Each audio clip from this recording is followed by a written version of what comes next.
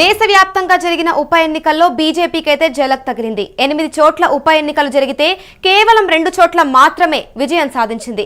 ఇక జమ్మూ కాశ్మీర్లోని నగ్రోటాలో దేవ్యాని రాణా విజయం అయితే సాధించారు. ఒడిశాలోని నుపాడాలో జై ధోలాఖా విజయం సాధించారు. ఇక జమ్మూలోని బద్గాన్లో డిపాజిట్ అయితే గల్లంతయింది. జార్ఖండ్ లోని ఘట్సిలాలో 2వ ప్లేస్ లో అయితే నిలిచారు.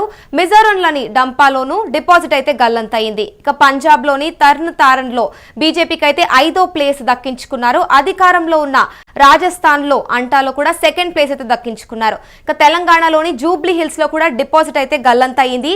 ఇక ఇదే అంశంపై మరింత సమాచారం మా ప్రతినిధి కిరణ్ అందిస్తారు.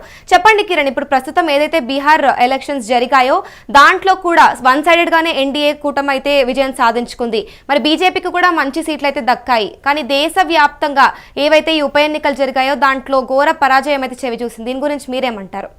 అమూల్య, దేశవ్యాప్తంగా 8 చోట్ల ఉప ఎన్నికలు జరిగాయి. అదేవిధంగా బీహార్ లో అసెంబ్లీ ఎన్నికలు జరిగాయి. అయితే బీహార్ లో ఎన్డీఏ కూటమి ఏదైతే నితీష్ మోడీ కలయికతో ఎన్డీఏ కూటమి భారీ విజయం సాధించబోతా ఉంది. దాదాపు 206 సీట్లలో ఆధిక్యం దిశగా దూసుకుపోతున్నారు. 244 సీట్లలో ప్రతిపక్ష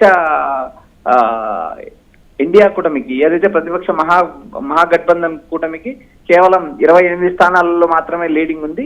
ఏదైతే ఎన్డీఏ కూటమిలో ఉన్న బీజేపీ ఆర్జేడీ తర్వాత ఏదైతే నితీష్ కుమార్ మోడీ ఎల్జేపీ రామ్ విలాస్ పాస్వాన్ సంబంధించిన పార్టీ, ఈ 3 పార్టీలు కలిసి అద్భుత విజయాన్ని నమోదు చేయబోతున్నాయి. ఏదైతే బీహార్ లో మహిళల ఓటింగ్ ఎన్డీఏ వైపు మొగ్గు చూపింది.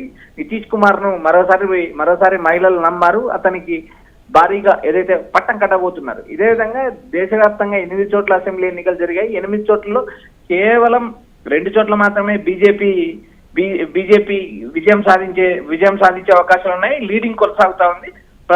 ఒక చోట అయితే కన్ఫర్మేషన్ అయింది. జమ్మూ కాశ్మీర్ లో నగ్రోటాలో దేవయాని రాణా విజయం సాధించింది. ఇది బీజేపీ సాధించిన విజయం కన్నా ఆ ప్రాంతంలో పట్టున్న దేవయాని రాణాకు పట్టుంది, ఆ కుటుంబానికి పట్టుంది. మొదటి నుంచి పట్టుండడం వల్లే అక్కడ ఉప ఎన్నికల్లో కూడా గెలవడం జరిగింది. ఒడిశాలోని నుపాడలో జై ధోలాఖా విజయం సాధించారు. ఇక్కడ జమ్మూ కాశ్మీర్ లో అయితే బీజేపీ అధికారంలో లేదు. ఏదైతే ఒడిశాలో బీజేపీ ప్రభుత్వం అధికారంలో ఉంది. అక్కడ జరిగిన అసెంబ్లీ స్థానంలో అధికార పార్టీ గెలిచింది. తర్వాత జమ్మూ కాశ్మీర్ లో బుద్గామ్ లో బీజేపీకి ఏకంగా డిపాజిట్ కూడా గల్లంతైంది. తర్వాత వచ్చేసి జార్ఖండ్ ఘట్సిలాలో 2వ స్థానం దక్కింది. జార్ఖండ్ లో ఏదైతే బీజేపీ ప్రతిపక్ష పార్టీగా ఉంది, అక్కడ అధికారంలో లేదు. అక్కడ 2వ స్థానం లభించింది. తర్వాత మిజోరాం లో కూడా డంపాలో డిపాజిట్ గల్లంతైంది. పంజాబ్ లో తారన్ అసెంబ్లీ స్థానంలో జరిగిన ఉప ఎన్నికల్లో బీజేపీకి 5వ స్థానం వచ్చింది. ఇక్కడ ప్రధానంగా మరో శాఖ బీజేపీకి తగిలింది. అధికారంలో ఉంది. రాజస్థాన్ లో అధికారంలో ఉన్న అంటాలో 2వ స్థానం వచ్చింది. అక్కడ అనూహ్యంగా ప్రతిపక్షంలో ఉన్న కాంగ్రెస్ పార్టీ విజయం సాధించింది. ఇంకా తెలంగాణ జూబ్లీ హిల్స్ ఉప ఎన్నికల్లో కాంగ్రెస్ ఏదైతే బీజేపీకి డిపాజిట్ కూడా గల్లైంది. దేశవ్యాప్తంగా 8 అసెంబ్లీ స్థానాల్లో ఉప ఎన్నికలు జరిగితే 8 చోట్ల పోటీ చేసిన బీజేపీ కేవలం 2 చోట్ల మాత్రమే గెలిచింది. అదేవిధంగా ఏదైతే బీహార్ ఎన్నికల్లో భారీ విజయం సాధించబోతా ఉంది. అందుకు తగ్గ ఏదైతే బీజేపీ కార్యకర్తలు కానీ నితీష్ పార్టీకి సంబంధించిన కార్యకర్తలు కానీ భారీగా సంబరాలు జరుపుకుంటున్నారు.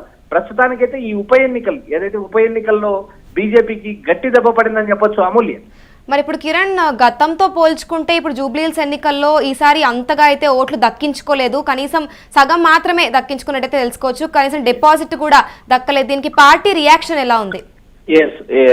అమూల్య, ఏదైతే జూబ్లీహిల్స్ ఉప ఎన్నికల్లో గతంలో పోటీ చేసిన దీపక్ రెడ్డి బీజేపీ నుంచి పోటీ చేశారు. ఆయనకు గత ఎన్నికల్లో దాదాపు 26,000 ఓట్ల దాకా లభించాయి. అయితే ఈ ఎన్నికల్లో కేవలం 17,000 ఓట్ల వద్ద బీజేపీ ఆగిపోయింది. 17,000 దాదాపు 18,000 దగ్గర ఆగిపోయింది. సో ఇక్కడ బీజేపీకి కనీస డిపాజిట్ దక్కలేదు. అదేవిధంగా బీజేపీ రాష్ట్ర అధ్యక్షుడు ఏదైతే రామచంద్రరావు ఉన్నారు, రామచంద్రరావు మాట్లాడుతూ మేము నామమాత్ర పోటీ చేశాము, మేము ఓడిపోతామని మాకు ముందే తెలుసు అని చేసిన వ్యాఖ్యలు కూడా బీజేపీలో కలకలం రేపాయి. కేంద్ర మంత్రిగా ఉన్న కిషన్ రెడ్డి కూడా ఏదైతే జూబ్లీహిల్స్ ఉప ఎన్నికల్లో బీజేపీని గెలిపించుకోలేకపోయారు. ఏదైతే ఈ ఉప ఎన్నికలు కిషన్ రెడ్డి భుజస్కంధాలపైన వేసుకొని ప్రచారం చేశారు.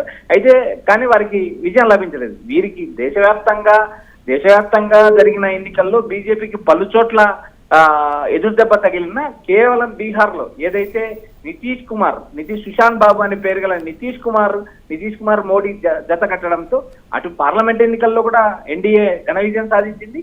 ఇప్పుడు ఆ రాష్ట్రంలో జరిగిన బీహార్ రాష్ట్రంలో జరిగిన అసెంబ్లీ ఎన్నికల్లో కూడా ఎన్డీఏ కూటమి భారీ విజయం సాధించబోతుంది. అమూల్య, మరి కిరణ్, ఇప్పుడు ప్రస్తుతం అయితే జూబ్లీహిల్స్ ఎలక్షన్ ఏవైతే జరిగాయో దాంట్లో కనీసం డిపాజిట్లు అయితే దక్కలేదు. మరి దీనిపైన పార్టీ అధికారులు ఎవరైనా స్పందించారా?